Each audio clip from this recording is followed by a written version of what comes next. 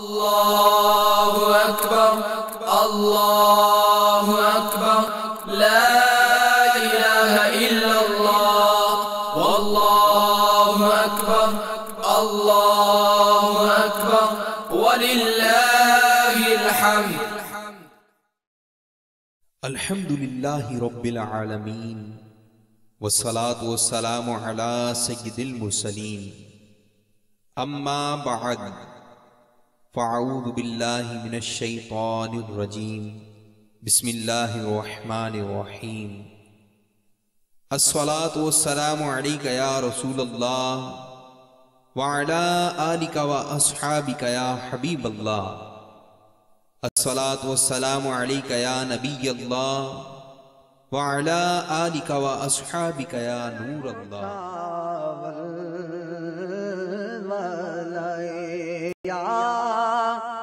دے مغیلان عرب پھر کھنچا دامن دل سوئے بیابان عرب پھر۔ میٹھے میٹھے اسلامی بھائیوں اور مدنی چینل کے ناظرین، حرمین طیبین وہ مقدس مقامات ہیں جن کی زیارت کا شوق ہر عاشق رسول کو ہے۔ بہت سے خوش نصیب مسلمان حج و عمرہ کے سلسلے میں سفر حرمین کی سعادت پانے میں کامیاب ہو جاتے ہیں، اور جو ایک بار یہاں کی زیارت کر لے وہ بار بار کی حاضری کے لیے بے چین رہتا ہے۔ دامن دل باغ فردوس۔ حرمین طیبین کی زیارت یقیناً ایسی عظیم سعادت ہے جس پر جتنا رش کیا جائے کم ہے۔ یہاں کی حاضری کی لذت، اس کا سرور، اس کی مستی، اس کی خوشبو، اس کا احساس اور اس کا خیال ایسا ہے کہ ذہن میں آتے ہی عشاق کی آنکھیں بھیگنا شروع ہو جاتی ہیں۔ زائر حرم کے لیے یہاں گزارے ہوئے چند لمحات زندگی کا حاصل اور عمر بھر کا سرمایہ ہوتے ہیں۔ بلا شبہ حرمین طیبین کائنات کے حسین ترین مناظر ہیں۔ یہاں کی فضاؤں اور ہواؤں میں پیارے آقا مدینے والے مصطفیٰ صلی اللہ تعالی علیہ وآلہ وسلم کی مبارک سانسوں کی خوشبو بسی ہوئی ہے۔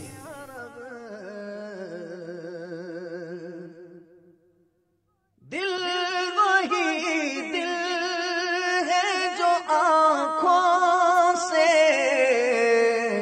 ہو حیران عرب، دل وہی دل ہے جو آنکھوں سے۔ مگر مسلمانوں کی ایک تعداد ایسی بھی ہے جس کو تڑپ رکھنے کے باوجود زیارت حرمین کا موقع نہیں ملتا۔ ایسے اسلامی بھائی مایوس نہ ہو کہ مدنی چینل کے سلسلے زیارات حرمین میں ایسے بہت سے مقدس مقامات کو دکھایا جائے گا جن کو دیکھ کر آپ کی آنکھیں ٹھنڈی ہوں گی، دل میں شوق بڑھے گا اور آپ بھی پکار اٹھیں گے، واہ کیا بات ہے حرمین طیبین کی۔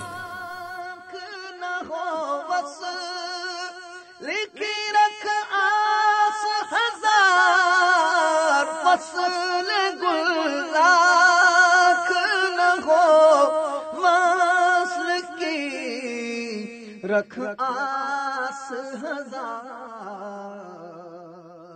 اس سلسلے کو خود بھی دیکھیے اور دوسروں کو بھی دیکھنے کی ترغیب دیجیے۔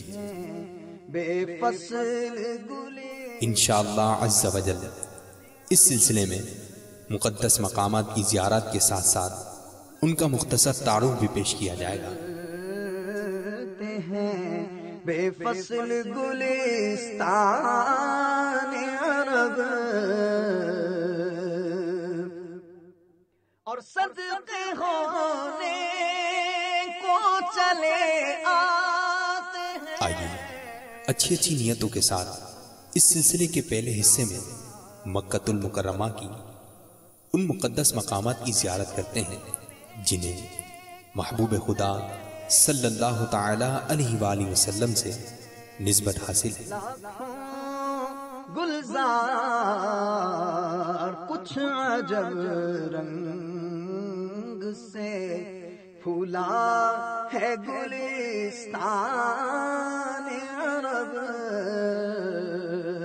کچھ عجب رنگ سے پھولا ہے گلستان عرب. حسن یوسف پہ کٹی مصر میں انگشت زنا. حدود حرم. حسن یوسف پہ کٹی مصر میں. اس مقام سے حدود حرم کی ابتدا ہوتی ہے. مسجد حرام کے چاروں طرف میل و حرم کی حدود ہے. تیرے نام یہ زمین حرمت و تقدس کی وجہ سے حرم کہلاتی ہے. ہر جانب حدود حرم پر نشان لگے ہوئے ہیں. جدہ سے مکہ مکرمہ آتے ہوئے 23 کلومیٹر پہلے سڑک کے اوپر ایک نمایاں بورڈ آویزہ ہے جس پر جلی حروف میں لکھا ہے للمسلمین فقط، یعنی صرف مسلمانوں کے لیے. کٹے مر حرم پاک کے جنگل کا شکار کرنا، خضر درخت اور تر گھاس کاٹنا حاجی وغیر حاجی سب کے لیے حرام ہے. آتا ہے گلستان. جو شخص حدود حرم میں رہتا ہے اسے اہل حرم یا حرمی کہتے ہیں. چرچے ہو حرم کے رقبے کا دائرہ 127 کلومیٹر ہے اور کل رقبہ 550 مربع کلومیٹر ہے. پھولوں میں کیوں یہ دن دیکھتے پاتے جو بیابان عرب. کیوں یہ دن دیکھتے کیونکہ حشر خلدائے وہاں قصبے لطافت کو رضا. حشر خلدائے وہاں قصبے مکہ المکرمہ لطافت کو رضا. 4 دن برسے جہاں ابر بہارا. یہ ایسا پرکشش شہر ہے جو دلوں کو مغناطیس کی طرح کھینچتا ہے. 4 دن یہ ایسا شیریں چشمہ ہے جس سے سیرابی ہوتی ہے مگر دل نہیں بھرتا. اس کی جتنی زیارت کی جائے اتنا ہی شوق بڑھتا چلا جاتا ہے. اس شہر میں ایسے مقدس مقامات ہیں جہاں دعائیں قبول ہوتی ہیں، گناہ مٹتے ہیں، مشکلات حل ہوتی ہیں. پھر کھینچا دامن دل سوئے بیابان. یہی وہ باعظمت شہر ہے جس کی حرمت کی قسم رب ذوالجلال نے قرآن مجید میں 2 مرتبہ یاد فرمائی ہے. بیابان عرب کچھ عجب رنگ سے پھولا. اس حرم پاک کی مسجد حرام میں ایک نماز کا اجر و ثواب 1 لاکھ گنا ہے. پھر اٹھا اسی بابرکت شہر میں وہ قبلہ ہے جس کی جانب رخ کرنا تمام نمازوں میں ہر مسلمان کے لیے ضروری ہے. عرب پھر کھینچا مکہ مکرمہ کی دینی عظمت اور تاریخی اہمیت کا اندازہ اسی سے لگایا جا سکتا ہے کہ خالق کائنات نے اس کو اپنے سب سے مقدس گھر خانہ کعبہ کے لیے چنا۔ قرآن مجید میں اللہ تبارک و تعالیٰ کا فرمان عالی شان ہے، إن أول بيت وضع للناس للذي ببكة مباركا وهدى للعالمين۔ بے شک سب میں پہلا گھر جو لوگوں کی عبادت کے لیے مقرر ہوا وہ ہے جو مکہ میں ہے، برکت والا اور سارے جہاں کا رہنما۔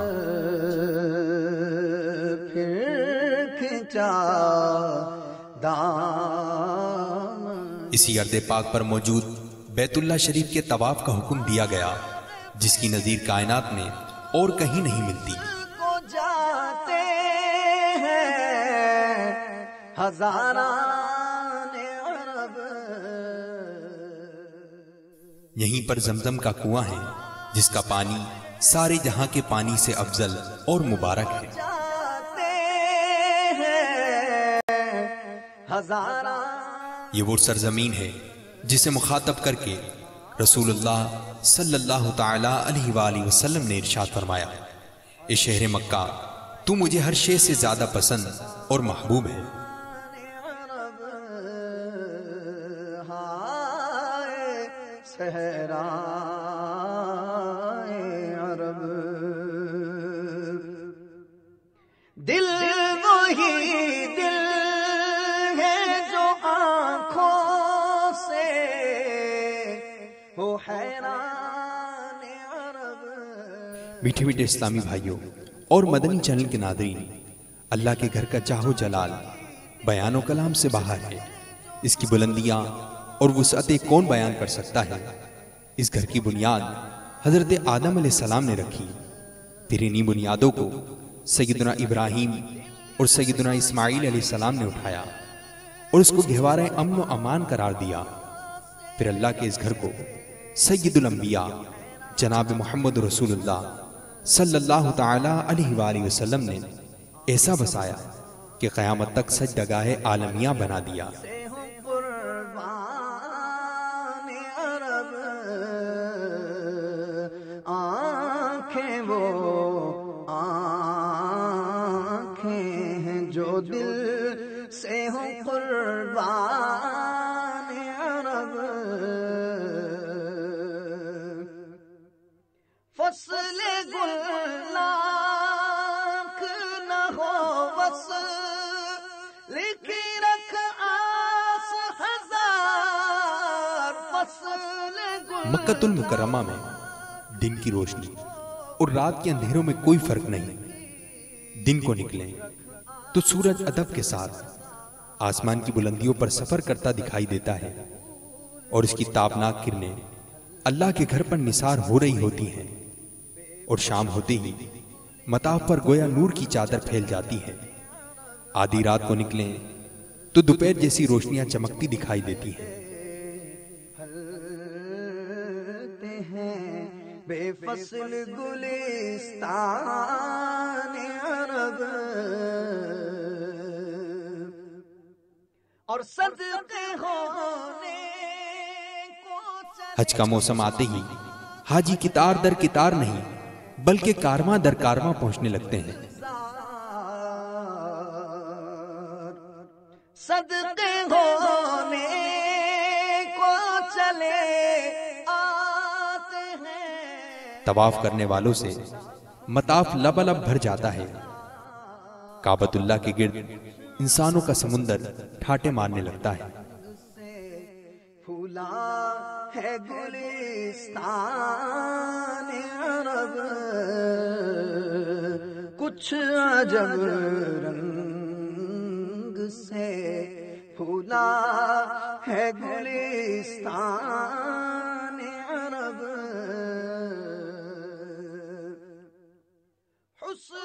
آنے جانے کے راستے کعبۃ اللہ کی عظیم عمارت کی گوشے، چھتیں، بالائی چھتیں حجاج کرام سے بھر جاتی ہیں۔ یہ اجتماع دیدنی اور یہ نظارے انسان کو خواب کی طرح محسوس ہوتے ہیں۔ زائرین کے دریا کعبۃ اللہ کے سمندر میں گرتے نظر آتے ہیں۔ انگوشت زنا سر کٹاتے ہیں، تیرے نام پہ مردان عرب. مکہ المکرمہ آنے والوں کو کوئی بیگانگی، کوئی بے وطنی، کوئی مسافری نظر نہیں آتی. مکہ المکرمہ کی گلیوں، بازاروں، گھروں، مسجدوں، زیارتوں، پہاڑیوں، وادیوں اور شاہراہوں کو کس طرح ذکر کیا جائے. اس شہر نبی کی صبح و شام کی رونقوں اور رعنائیوں کو کن کن الفاظ میں بیان کیا جائے.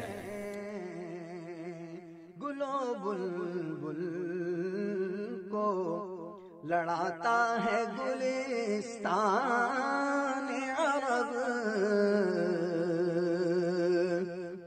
چرچے ہوتے ہیں یہ کملائے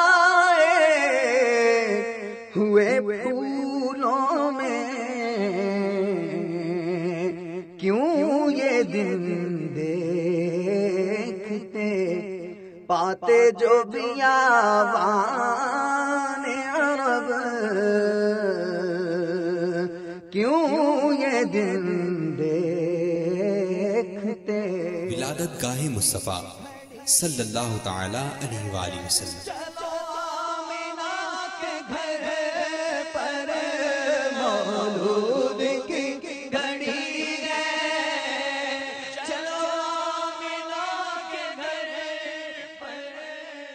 جب کائنات میں کفر و شرک اور وحشت و بربریت کا گپ اندھیرا چھایا ہوا تھا، 12 ربیع الاول شریف اسی مقام پر حضرت سیدہ آمنہ رضی اللہ تعالی عنہ کے مکان رحمت نشان سے ایک ایسا نور چمکا جس نے سارے عالم کو جگمگ جگمگ کر دیا.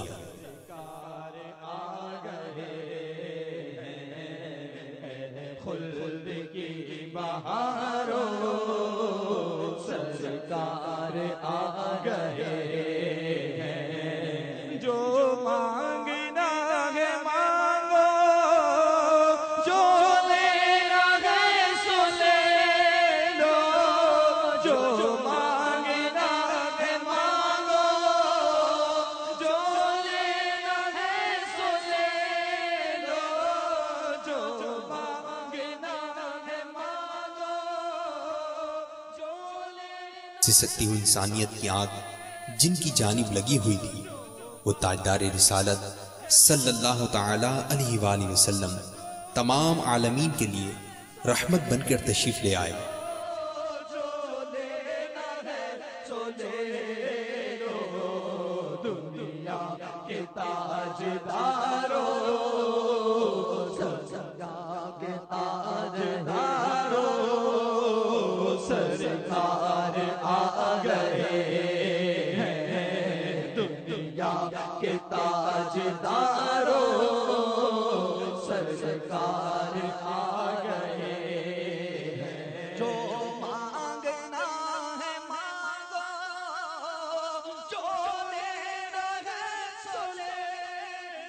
یہاں پہنچنے کا آسان طریقہ یہ ہے کہ آپ کوہ مروہ کے کسی بھی قریبی دروازے سے باہر آ جائیں اور سیدھے ہاتھ پر پہاڑ کے نیچے مکانات کے ساتھ ساتھ چلیں.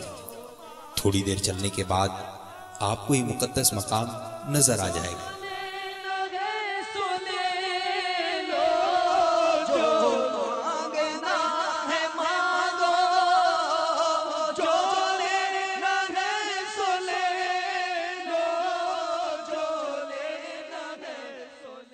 میدان عرفات.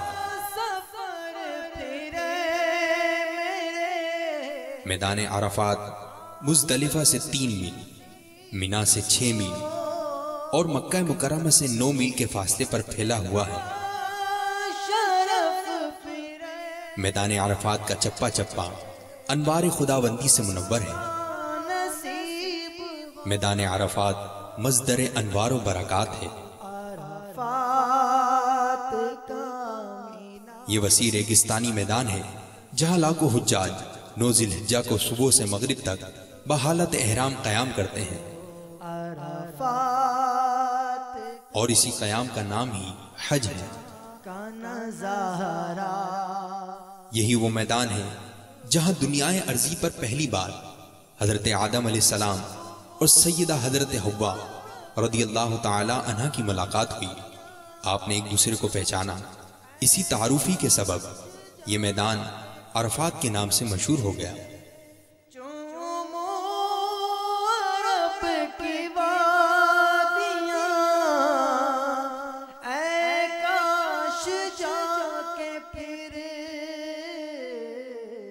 مسجد نمرہ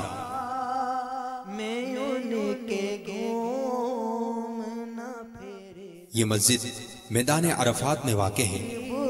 اسے مسجد آدم اور مسجد عرفات بھی کہا جاتا ہے۔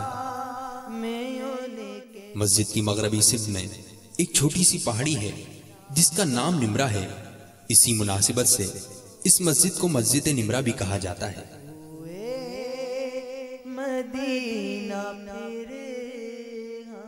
عرفہ کے دن حضور اکرم صلی اللہ تعالی علیہ وآلہ وسلم نے یہیں پر ایک خیمے میں قیام فرمایا تھا۔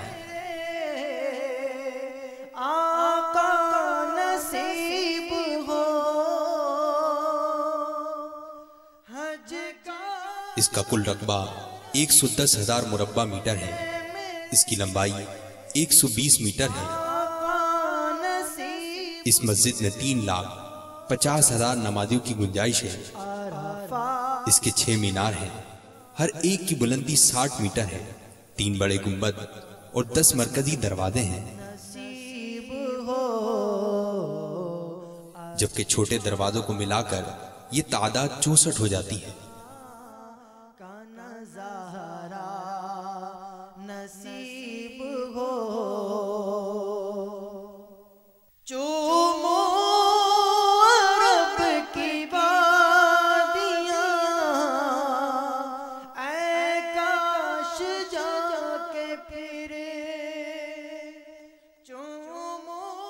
جبل رحمت۔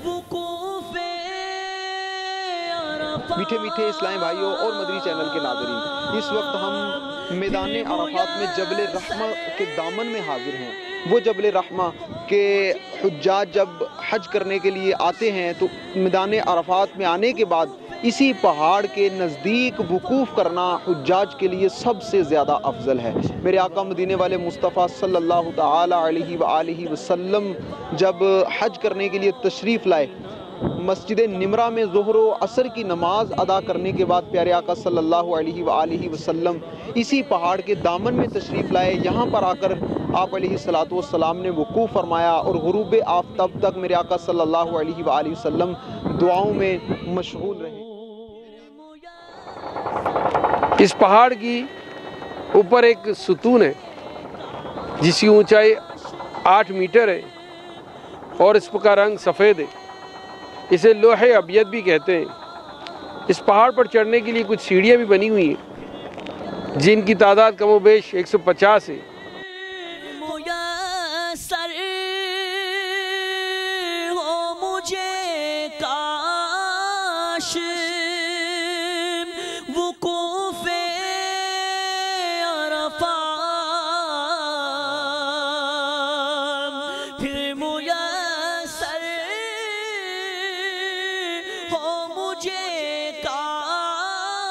صدیوں سے یہ میدان لکودک رہا، مگر آج حد نگاہ تک ہرے برے میدان میں تبدیل ہو چکا ہے۔ نیم کے سرسبز درخت حاجیوں کے سروں پر چھتریاں بن جاتے ہیں اور اپنے ایک دن کے مہمانوں پر سایہ فگن ہوتے ہیں۔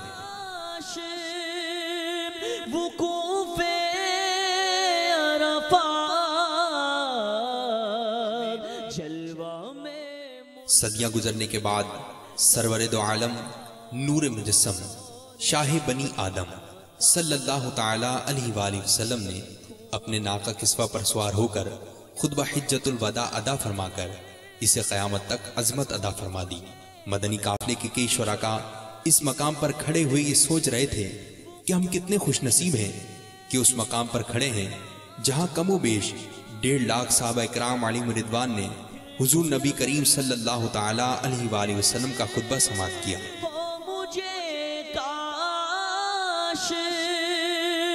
وقوف عرفات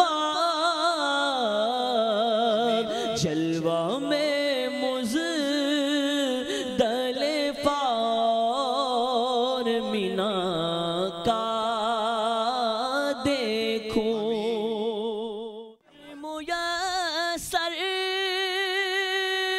ہو مجھے کاش وقوف عرفات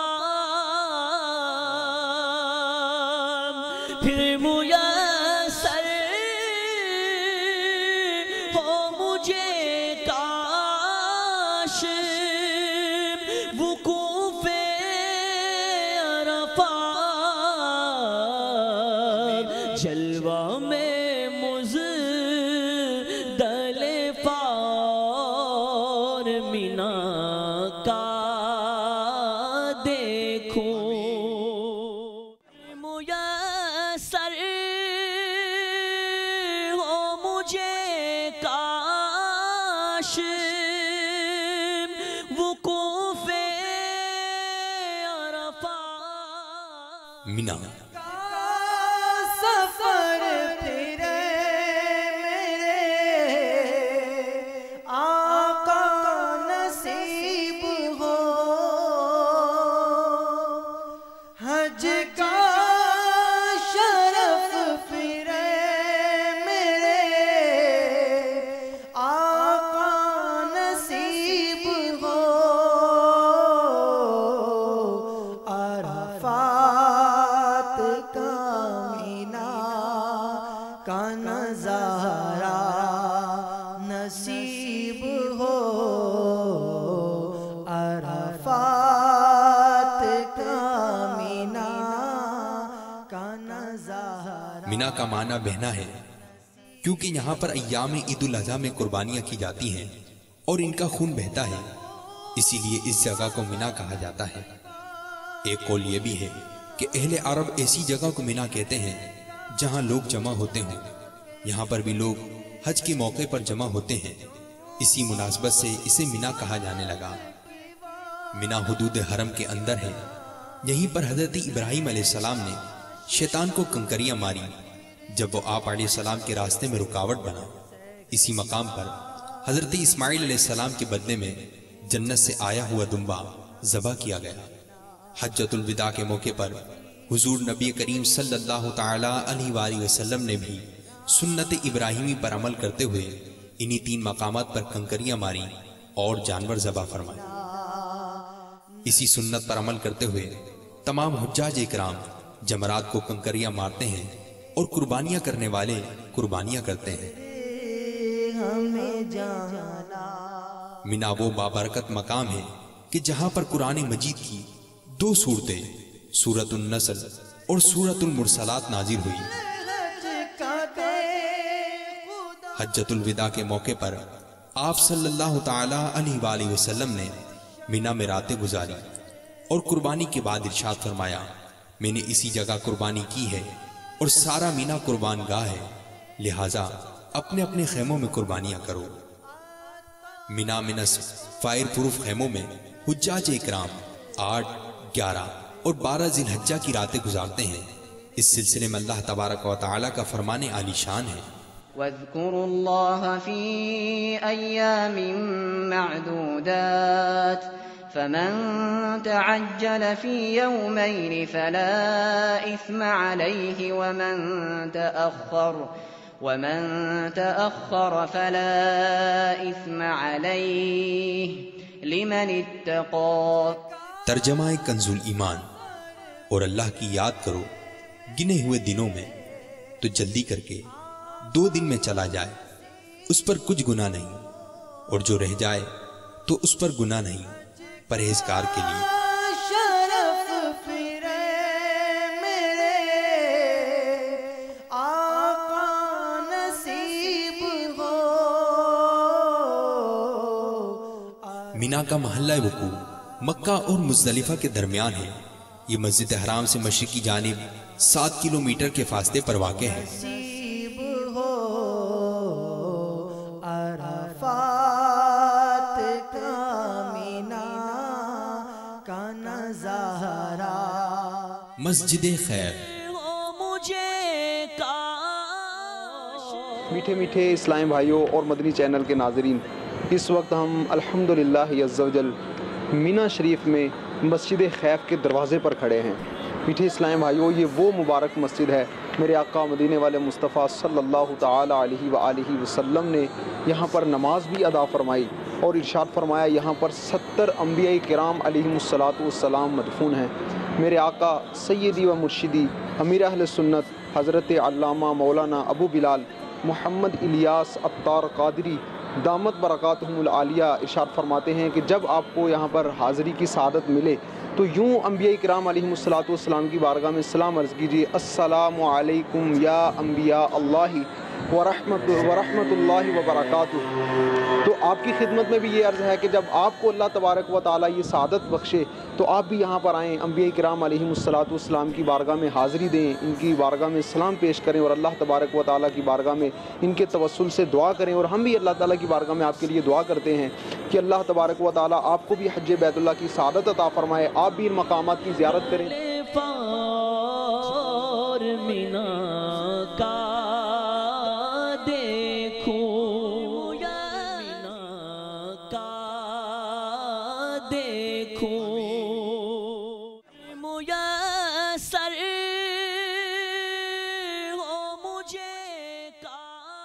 مزدلفہ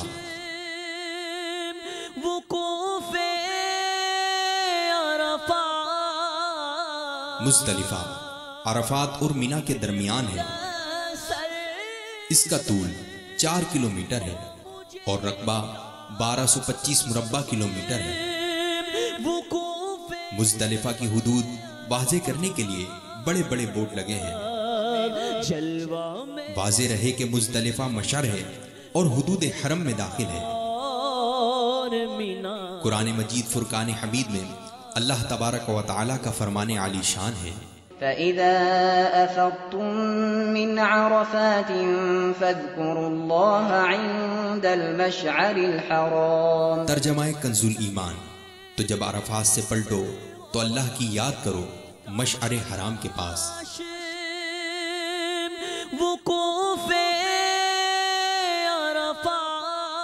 حجاج کرام غروب آفتاب کے بعد عرفات سے مزدلفہ کے لیے روانہ ہوتے ہیں اور یہاں پہنچ کر مغرب اور عشاء وقت عشاء میں ملا کر پڑھتے ہیں۔ حجاج کے لیے مزدلفہ میں رات گزارنا سنت موقدہ ہے، مگر اس کا وقوف واجب ہے۔ مزدلفہ میں گزاری جانے والی رات بعض اکابر علماء کے نزدیک لیلۃ القدر سے بھی افضل ہے۔ عرفات شریف میں حقوق اللہ اور یہاں حقوق العباد معاف فرمانے کا وعدہ ہے۔ مجھے کاش وقوف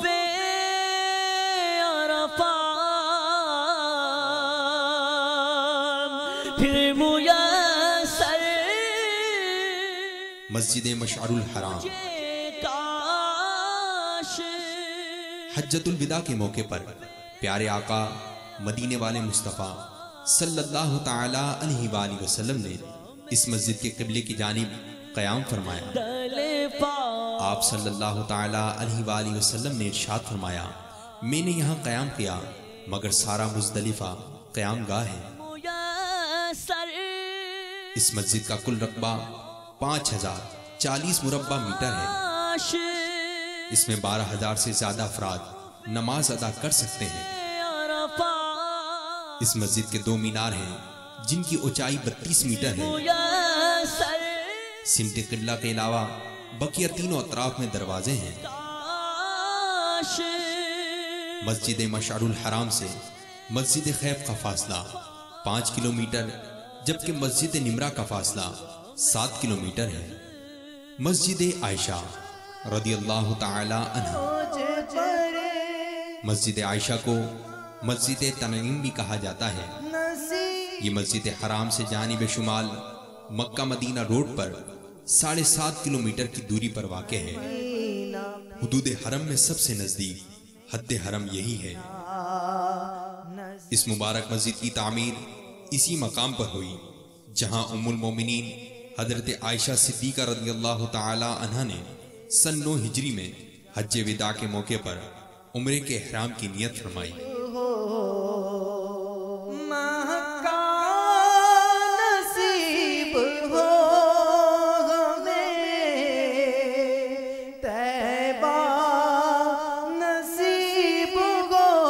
مسجد کا کل رقبہ 6000 مربع میٹر ہے اور اس مسجد میں 15,000 نمازیوں کی گنجائش ہے۔ طیبہ نصیب ہو دشت عرب نصیب ہو صحرا نصیب ہو دشت عرب نصیب ہو صحرا نصیب۔ مزار مبارک ام المومنین حضرت میمونہ رضی اللہ تعالی عنہ۔ میٹھے میٹھے اسلام بھائیوں اور مدنی چینل کے ناظرین، اس وقت الحمدللہ عز و جل زیارات حرمین طیبین کا سلسلہ جاری ہے۔ مکہ المکرمہ کے نواریہ کے علاقے میں ہم حضرت سیدتنا ام المؤمنین میمونہ رضی اللہ تعالی عنہ کے مزار پر نور پر حاضر ہیں۔ آپ رضی اللہ تعالی عنہ سے 76 احادیث مروی ہیں۔ سرکار دو عالم صلی اللہ تعالیٰ علیہ وآلہ وسلم کے نکاح میں آپ سب سے آخر میں تھیں۔ جب آپ کا انتقال ہوا میرے آقا علیہ السلام نے کسی اور سے پھر نکاح نہیں فرمایا، اور آپ رضی اللہ تعالیٰ عنہ کا جب انتقال ہوا، حضرت سیدنا عبداللہ بن عباس رضی اللہ تعالیٰ عنہما نے آپ کی نماز جنازہ پڑھائی۔ سن 7 ہجری میں اسی مقام پر حضور سرور عالم صلی اللہ تعالی علیہ وآلہ وسلم نے ام المومنین حضرت میمونہ رضی اللہ تعالی عنہ سے نکاح فرمایا، اور پھر اسی مقام پر 51 ہجری میں آپ رضی اللہ تعالی عنہ کا وصال ہوا۔